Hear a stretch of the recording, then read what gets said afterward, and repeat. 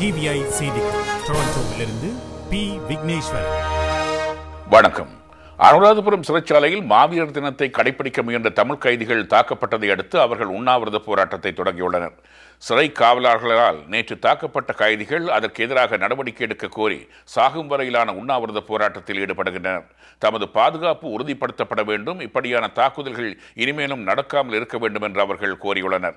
கைதிகளை நேற்று பாதுகாவலர்கள் சோதனை செய்த வேளையில் அவர்களிடம் 19 கை தொலைபேசிகள் கண்டுபிடிக்கப்பட்டதாகவும் அதையடுத்து அமைதியின்மை தோன்றியதாகவும் சிறைச்சாலைகள் அமைச்சின் மூத்த ஆலோசகரான சிவலிங்கம் சதீஷ்குமார் தெரிவித்தார்.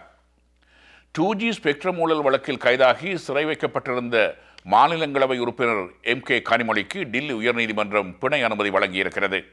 கனிமொழி கடந்த 6 மாத காலமாக சிறையில் வைக்கப்பட்டிருந்தார்.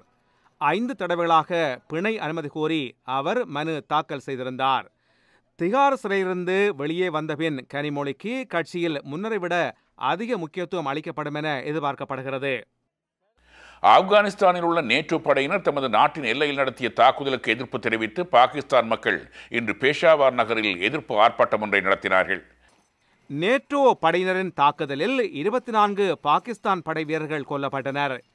இதையடுத்து பாகிஸ்தான் மக்களிடையே எழுந்துள்ள அமெரிக்க எதிர்ப்பு உணர்வலைகள் நேட்டோ விநியோக பாதைகளை மூட வைத்துள்ளன. விரிவான செய்திகள் டிவிஐயின் செய்தி அறிக்கையில் இடம்பெறும்.